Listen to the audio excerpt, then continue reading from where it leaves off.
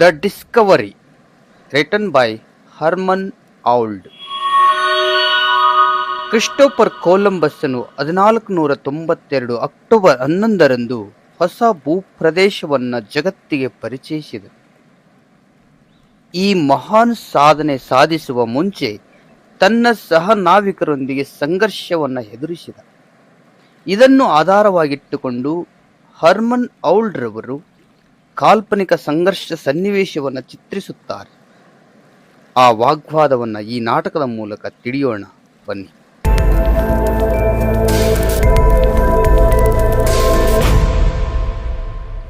ನಾಟಕ ಪ್ರಾರಂಭದ ಪೂರ್ವದಲ್ಲಿ ಪಾತ್ರ ಪರಿಚಯವನ್ನ ಮಾಡಿಕೊಳ್ಳೋಣ.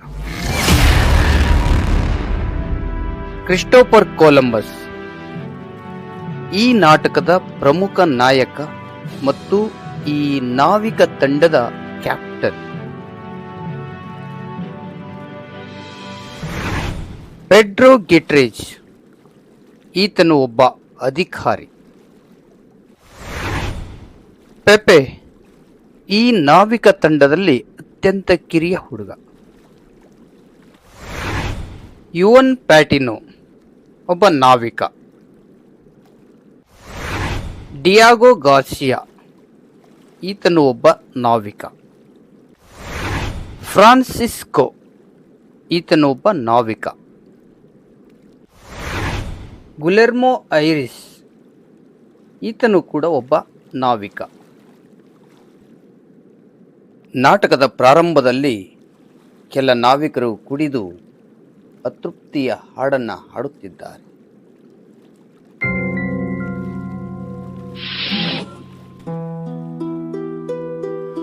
Here is Kegorum, to kingdom come. The devil laughs, but God is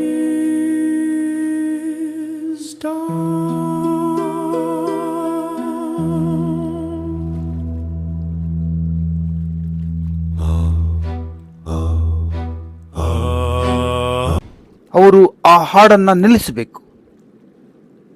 captain ಈ ಹಾಡನ್ನು ಕೇಳಿದ್ರೆ ಯಾವಾಗಲೂ ಕೋಪಗೊಳ್ತಾರೆ. ನಾವು ಸ್ವಲ್ಪ ಖುಷಿಯಿಂದ ಇರೋಕೆ ಹಾಡನ್ನು ಹಾಡಬಾರ್ದೆ?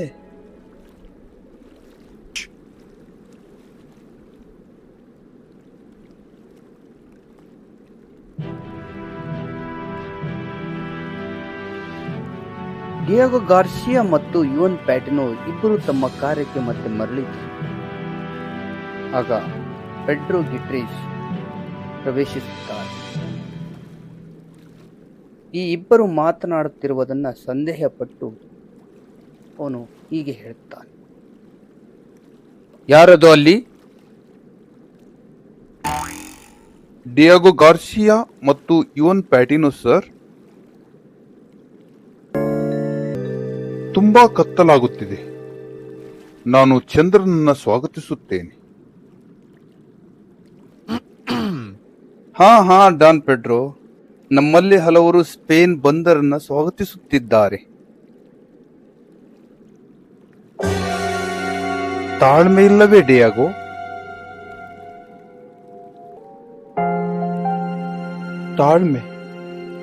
ತಾಳ್ಮೆಗೂ ಒಂದು ಮಿತಿ ಇದೆ ಸರ್.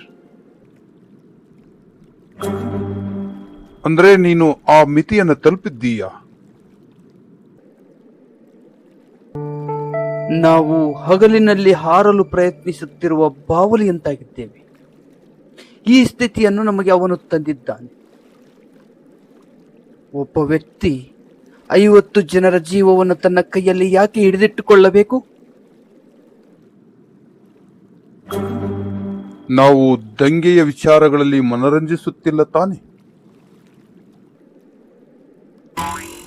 ದಂಗೆ ಕೆಟ್ಟ ಪದ ಸರ್. ಹಾಗೆ ಕೆಟ್ಟ ಕಾರ್ಯನೂ ಹೌದು.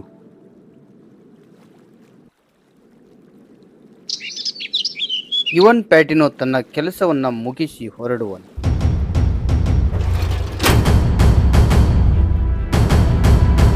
ಈಗ ಕೊಲಂಬಸ್ ಪ್ರವೇಶಿಸುತ್ತಾನೆ. ಅವನು ಎತ್ತರದ 46 ವಯಸ್ಸಿನ ವ್ಯಕ್ತಿ. ಅವನ ಕೂದಲು ಕಂದು ಬಣ್ಣದ್ದು. ಅವನು ಸುಂದರವಾದ ಮೈ ಬಣ್ಣವನ್ನು ಹೊಂದಿದ್ದಾನೆ. ಶೀಘ್ರ ಕೋಪದ ವ್ಯಕ್ತಿ. ತನ್ನ ಕೋಪವನ್ನು ಸಾಕಷ್ಟು ಶ್ರಮದಿಂದ ನಿಯಂತ್ರಿಸಲು ಪ್ರಯತ್ನಿಸುತ್ತಾನೆ. ಅವನ ಮುಖ ಚಿಂತಿತವಾಗಿದೆ. ಡಾನ್ ಪೆಡ್ರೋ ಇಬ್ಬರು ನಾವಿಕರ ಜೊತೆ ಮಾತನಾಡುವುದನ್ನು ಕಂಡು ಸಂದೇಹ ಪಡುತ್ತಾನೆ. ಆಗ ಡಿಯಾಗೋ ಕಡೆ ತಿರುಗಿ ಹೀಗೆ ಹೇಳಿದ, ಡಿಯಾಗೋ, ಆ ಫಾರ್ಮ್ ಹೌಸ್ದಲ್ಲಿರುವ ಆ ದೀಪ ಅಸ್ತವ್ಯಸ್ತವಾಗಿದೆ. ಅದನ್ನು ಸರಿಪಡಿಸು. ಹಾ, ಆಯ್ತು ಸರ್. ಡಿಯಾಗೋ. ಹಾ, ಆಯ್ತು ಸರ್, ಸರಿಪಡಿಸ್ತೀನಿ. ಡಿಯಾಗೋ, ನೀನು ಹೊರಡ್ತಾ ಇರೋದು ಕ್ವಾರ್ಟರ್ ಡೆಕ್ ಕಡೆ. ಆ ದೀಪ ಇರೋದು ಫಾರ್ಮ್ ಹೌಸ್ದಲ್ಲಿ. ಹೌದು ಸರ್. ಉತ್ತಮ ನಾವಿಕನಿಗೆ ಸ್ಥಳ ಚೆನ್ನಾಗಿ ಗೊತ್ತಿರುತ್ತೆ. ಹೌದು ಸರ್.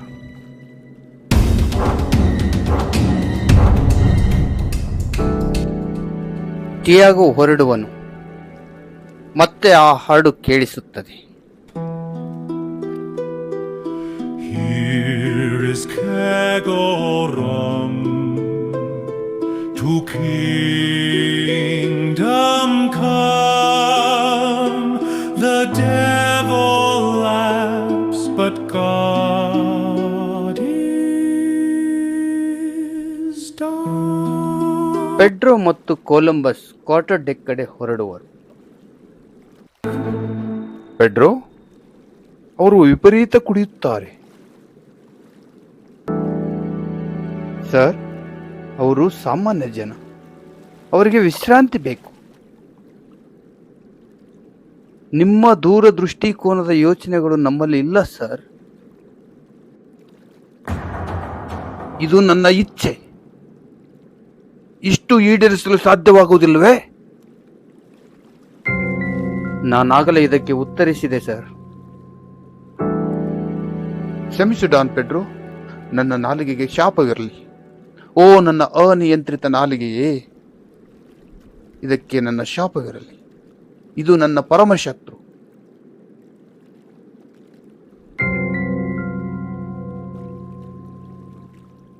ಇದು ನನ್ನ ಇಚ್ಛೆ ಮಿತ್ರ, ಏಕೆಂದರೆ ಇದು ದೈವೇಚ್ಛೆ. ಇದನ್ನು ನೆರವೇರಿಸಲು ಸಾಧ್ಯವಿಲ್ಲವೇ? ನಾನು ನಿಮ್ಮ ಆತ್ಮವಿಶ್ವಾಸವನ್ನು ನಿಯಂತ್ರಿಸಲು ಪ್ರಯತ್ನಿಸುವುದಿಲ್ಲ ಸರ್. ನಾನು ನಿಮ್ಮನ್ನು ನಿಯಂತ್ರಿಸುವೆ. Here is Kegorom, to kingdom come. The devil laughs, but God is done. ಅವರ ಹಾಡಿಗೆ ನನ್ನ ಶಾಪವಿರಲಿ. ಹೋಗಿ ಅದನ್ನು ನಿಲ್ಲಿಸಲು ಆಜ್ಞೆ ಮಾಡು. ಪೆಡ್ರೋ ಹೊರಡುವನು. ಈಗ ಕೊಲಂಬಸ್ ಸಮುದ್ರದ ಕಡೆ ಮುಖ ಮಾಡಿ ನಿಂತು ತನ್ನಲ್ಲಿಯೇ ತಾನು ಮಾತನಾಡಿಕೊಳ್ಳುತ್ತಿದ್ದಾನೆ. ರಹಸ್ಯ.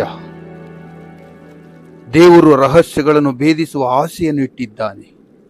ಆದರೆ ಅವುಗಳಿಗೆ ಪರಿಹಾರಗಳನ್ನು ಇಟ್ಟಿಲ್ಲವೇ?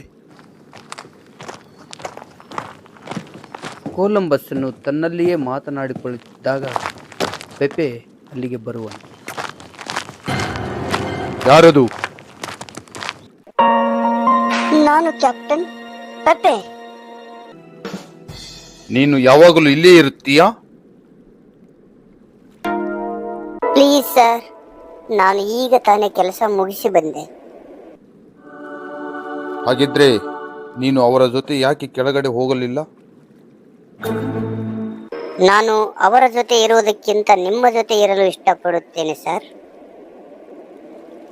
ನಾನು ಅವರಂತೆ ಇರಬೇಕೆ ಸರ್? ಏನು ಮಗು, ಯಾಕೆ? ಅವರು ನಿನಗೆ ಏನು ಅಂದರು? ನಾನು ಅವರ ಜೊತೆ ಮಾತನಾಡೋದಿಲ್ಲ. ಅವರನ್ನು ನಾನು ದ್ವೇಷಿಸುತ್ತೇನೆ. ಪೆಪೆ, ನೀನೀಗ ಹೊರಡು. ಇಲ್ಲಿ ಡಾನ್ ಪೆಡ್ರೋ ಏನ್ ಹೇಳಿದ ಅಂತ ನೀನು ಕೇಳಿದೀಯಾ? ಹೌದು ಕ್ಯಾಪ್ಟನ್, ಮತ್ತು ಅವರು ತುಂಬಾ ಒಳ್ಳೆಯವರು. ಆದರೂ ಅವನಿಗೆ ಸಂದೇಹವಿದೆ. ಎಲ್ಲರಿಗೂ ಸಂದೇಹವಿದೆ, ನನ್ನನ್ನು ಹೊರತುಪಡಿಸಿ. ಎಲ್ಲರಿಗೂ? ನನ್ನನ್ನು ಹೊರತು ಕ್ಯಾಪ್ಟನ್, ನನ್ನನ್ನು ಹೊರತು.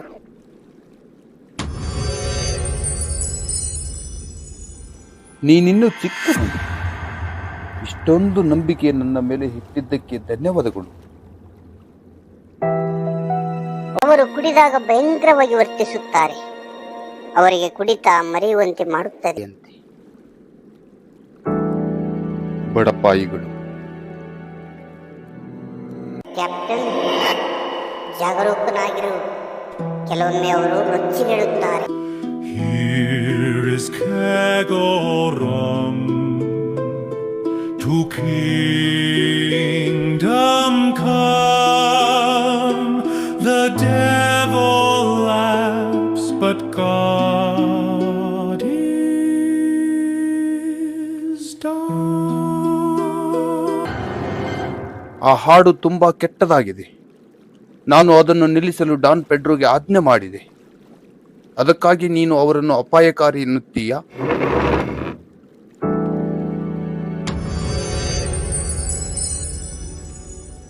ಮಗು, ನೀನಿನ್ನು ಹೊರಡು.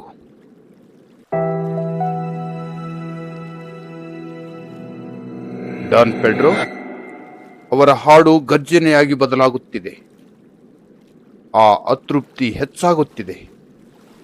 ಅದು ಅಪಶಕುನವಾಗಿ ತೋರುತ್ತಿದೆ. Here is Kegorum, to kingdom come. The devil laughs, but God is done.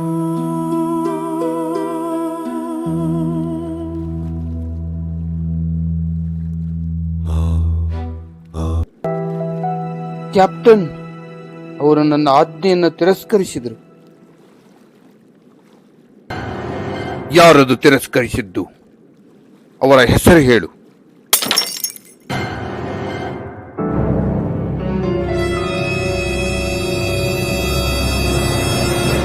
Hello, ಅಲ್ಲಿ ಏನು ನಡೆಯುತ್ತಿದೆ? ವಂಚಕ ಡೆಕ್ ಕಡೆ ತೆರಳುತ್ತಿದ್ದಾನೆ. ಮುಖ ತೋರಿಸು. ಯಾರದು?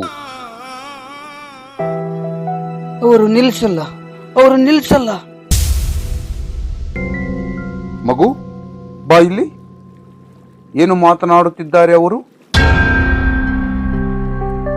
ಅವನು ಹೇಳಿದ ಸಂತಾ ಮರಿಯ ಹಡಗು ಕ್ಯಾಪ್ಟನ್ ಹೆಣಕ್ಕೆ ಕೊಳ್ಳಿಯಾಗುತ್ತದೆಯಂತೆ. ಅವನು ಹಾಗೆಂದನೆ? ಹೌದಾ? ಕ್ಷಮಿಸಿ ಸರ್, ಭಾವನೆಗಳು ಎಷ್ಟೊಂದು ತಾರಕಕ್ಕೆ ಏರಿದ್ದಾವೆ ಎಂದು ನನಗೆ ಚೆನ್ನಾಗಿ ಗೊತ್ತು. ಆ ಗುಲೆರ್ಮೋ ಹೈರಿಸ್ ನನ್ನ ಹತ್ತಿರ ಕಳಿಸು. ಹೋಗು. ಕ್ಷಮಿಸಿ ಸರ್, ಆದರೆ ಶಿಸ್ತುಗೆ ಯಾವುದೇ ನೆಪ ಇರಕೂಡ್ದು. ಶಿಸ್ತು ಅದು ಹಿಂದಿನ ಮಾತು ಸರ್. ಈಗ ನಮ್ಮಲ್ಲಿ ಮಾತ್ರ ಉಳ್ಕೊಂಡಿದೆ. ಡಾನ್ ಪೆಡ್ರೋ, ಗುಲೆರ್ಮೋ ಐರಿಸ್ ನನ್ನಲ್ಲಿಗೆ ಕಳಿಸು. ಅವನಿಗೆ ಏನಿಲ್ಲಿ ತೊಂದರೆ ಅಂತ ಗೊತ್ತು.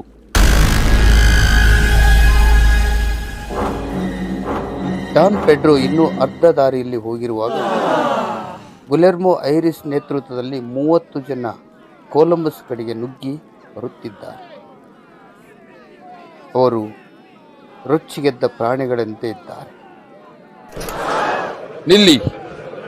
ಈ ಕ್ರೂರ ಗರ್ಜನೆಯ ಅರ್ಥವೇನು? ಎಲ್ಲರೂ ಸ್ತಬ್ಧವಾಗಿ ನಿಂತರು. ಯಾವನು ಮುಂದೆ ಬರುವನು ಅವನು ಇಡೀ ರಾತ್ರಿ ಬಂಧನದಲ್ಲಿ ಕಳೆಯಬೇಕಾಗುತ್ತೆ. ಎಲ್ಲರೂ ಸ್ತಬ್ಧವಾಗಿ ನಿಂತರು. ಆಗ ಗುಲೆರ್ಮೋ ಐರಿಸ್ನು ಮುಂದೆ ಬಂದು ಮಾತನಾಡಲು ಪ್ರಾರಂಭಿಸಿದ. ಅವನನ್ನು ಬಂಧಿಸುವವರು ಯಾರು? ನಾವು 30 ಜನ ಒಂದಾಗಿದ್ದೇವೆ. ಒಂದು ವೇಳೆ ಯಾರೂ ಆ ಕಾರ್ಯಕ್ಕೆ ಮುಂದೆ ಬರದಿದ್ದರೆ ನಾನೇ ಬಂಧಿಸುವೆ. ಸುಮ್ಮನೆ ಕೆಳಗಡೆ ಹೋಗಿ ಹೆಚ್ಚಿನದೇನು ಹೇಳಬೇಡಿ.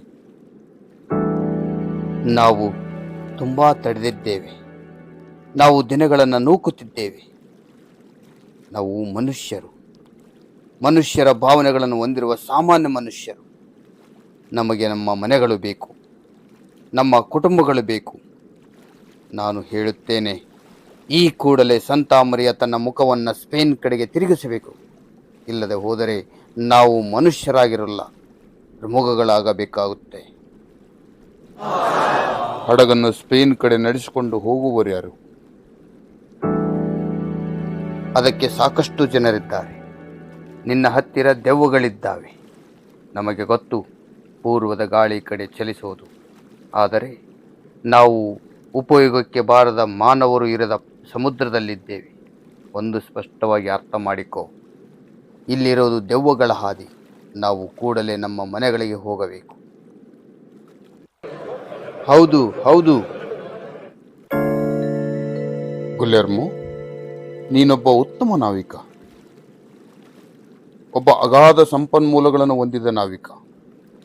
ಒಂದು ವೇಳೆ ನಿನ್ನ ಇಚ್ಛೆಯಂತೆ ನಿನ್ನ ನಾಲಿಗೆಯನ್ನು ಹರಿಬಿಡದಿದ್ದರೆ ಮುಂದೆ ಉತ್ತಮ ಭವಿಷ್ಯವಿದೆ. ಇಂದು ಒಬ್ಬ ನಾವಿಕ ಅಷ್ಟೇ, ಅದಕ್ಕೂ ಹೆಚ್ಚಿನದೇನೂ ಇಲ್ಲ. ನಾನು ನಿನ್ನ ನಾಯಕ. ನೀನು ನನಗೆ ವಿಧೇಯನಾಗಿರಬೇಕು. ನಾನು ಸ್ಪೇನ್ ಸಾರ್ವಭೌಮತ್ವಕ್ಕೆ ವಿಧೇಯನಾಗಿರಬೇಕು. ಇದನ್ನು ಸ್ಪಷ್ಟವಾಗಿ ಅರ್ಥ ಮಾಡಿಕೊ. ನೀನೀಗ ಹೊರಡು.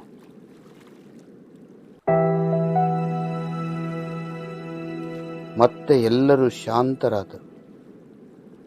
ಆಗ ಡಿಯಾಗೋ ಆ ಶಾಂತತೆಯನ್ನು ಮುರಿಯುತ್ತಾ, ಇದನ್ನು ಮಕ್ಕಳಿಗೆ ಹೇಳು. ಸಣ್ಣತನದ ವಿಚಾರ. ನಾವು ಮನುಷ್ಯರು. ನಮಗೆ ಕಾರಣ ಸಹಿತ ಉತ್ತರ ಹೇಳು.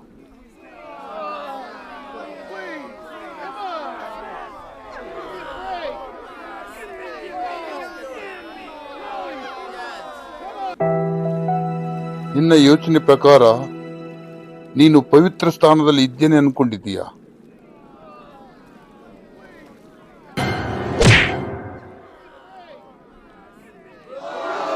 ಅವನನ್ನು ಕೆಳಗೆ ಕೆಡು, ಅವನನ್ನು ಕಟ್ಟಿ ಹಾಕು.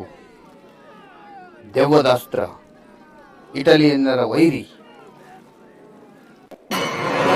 ಇಲ್ಲಿ ಹೇಡಿಗಳ ನೀವು ಮೊದಲು ನನ್ನನ್ನು ಕೊಲ್ಲಿ. ದೂರ ಸರಿ. ದೆವ್ವದ ಅಸ್ತ್ರ, ಬೂಟು ನೆಕ್ಕುವವನು. ಏನು? ಈ ಮಗು ನನ್ನ ಮತ್ತು ತನ್ನ ಸಾವಿನ ಮಧ್ಯೆ ನಿಂತಿದೆಯೇ?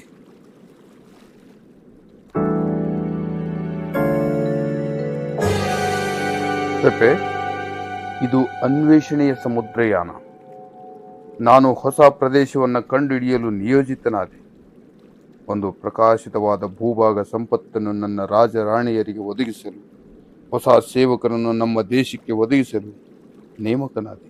ಆದರೆ ಇಲ್ಲಿಯವರೆಗೂ ನಾನು ಕಂಡುಕೊಂಡಿದ್ದು, ಯಾವಾಗ ಒಬ್ಬ ವ್ಯಕ್ತಿಯು ಒಂದು ಗುರಿಯನ್ನು ಹಾಕಿಕೊಳ್ಳುತ್ತಾನೋ ಅವನೇ ಒಬ್ಬನೇ ಅದನ್ನು ಹಿಂಬಾಲಿಸಬೇಕು. ನಿಷ್ಠೆ ಎನ್ನುವುದು ಸಮುದ್ರ ಕಡೆಯಂತೆ ಕೊಚ್ಚಿ ಹೋಗುತ್ತೆ. ಸ್ನೇಹ ಗೆದ್ದಲು ತಿಂದ ಸ್ತಂಭದಂತೆ ಮುರಿದು ಬಿಡುತ್ತೆ. ಶಿಸ್ತು, ಕರ್ತವ್ಯ ನಿಷ್ಠೆ, ವಿಧೇಯತೆ ಇವುಗಳು ನೀರಿನ ಮೇಲೆ ಗುಳ್ಳಿಯಂತೆ ಮೊದಲ ನೋಟದಲ್ಲಿಯೇ ಹೊಡೆದು ಹೋಗುತ್ತವೆ. ಅಲ್ಲಿ ಉಳಿಯೋದು ಏಕಾಂತ. ನಾನು ಇದನ್ನು ಕಂಡುಕೊಂಡೆ. ಕ್ಯಾಪ್ಟನ್, ನಾನು ನಿನಗೆ ನಿಷ್ಠಾವಂತ. ನಾನು ಈಗಲೂ ನಿನಗೆ ವಿಧೇಯ, ಈಗಲೂ ನಿನ್ನನ್ನು ಆರಾಧಿಸುವ ಸೇವಕ.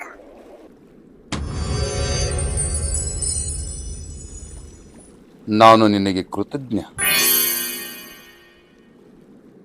ನನ್ನ ಪ್ರಕಾರ ನನ್ನ ನಿಷ್ಠೆಯೂ ಕೂಡ ಪ್ರಶ್ನಾತೀತ. ನೀನು ಕೆಲ ಬಾರಿ ಮೌನವಾಗಿರುತ್ತಿ ಡಾನ್ ಪೆಡ್ರೋ. ನಿನ್ನ ಮಾತುಗಳು ನಿನ್ನ ನಿಷ್ಠೆಯನ್ನು ಸ್ಪಷ್ಟಪಡಿಸುವಾಗ ನೀನು ಮೌನವಾಗಿರುತ್ತಿ. ಆದರೂ ನಿನ್ನ ನಿಷ್ಠೆಗೆ ಧನ್ಯವಾದಗಳು. ನಾವು ಸಾಮಾನ್ಯರು ಸರ್. ಸಾಮಾನ್ಯರಾದರೆ ಉತ್ತಮವಾಗಿ ಯೋಚಿಸಬಾರದೆ?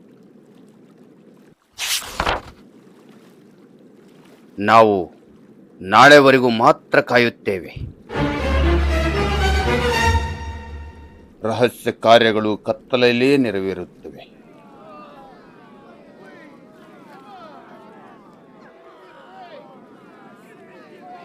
ಗುಲೆರ್ಮೋ ಹೊರಡುವನು. ಅವನ ಹಿಂದೆ ಒಂದಷ್ಟು ಜನ ಹೊರಡುವರು.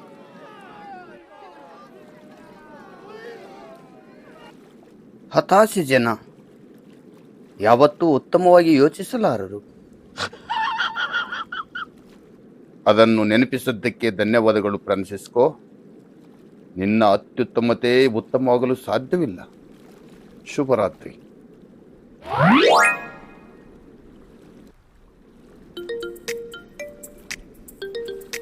ಮಗು, ನೀನು ಹೊರಡು.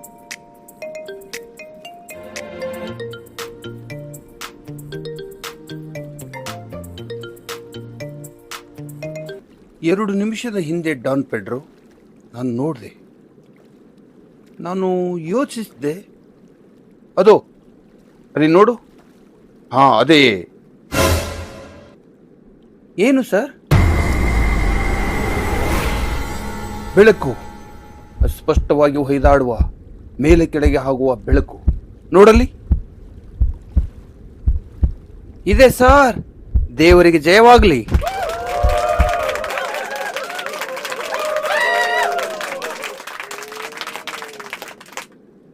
ಇದೆ ಸರ್ ಬೆಳಕು. ಭೂಮಿ ಭೂಮಿ. ನೀವೇ ನೋಡಿದ್ರೆ ಸರ್, ಬೆಳಕು. ದೇವತೆ ನಮಗೆ ಆಶೀರ್ವದಿಸಿದಳು. ಬೆಳಕು ಬೆಳಕು. ಎಲ್ಲರಿಗೂ ಇಳಿಯಲು ಹೇಳಿ.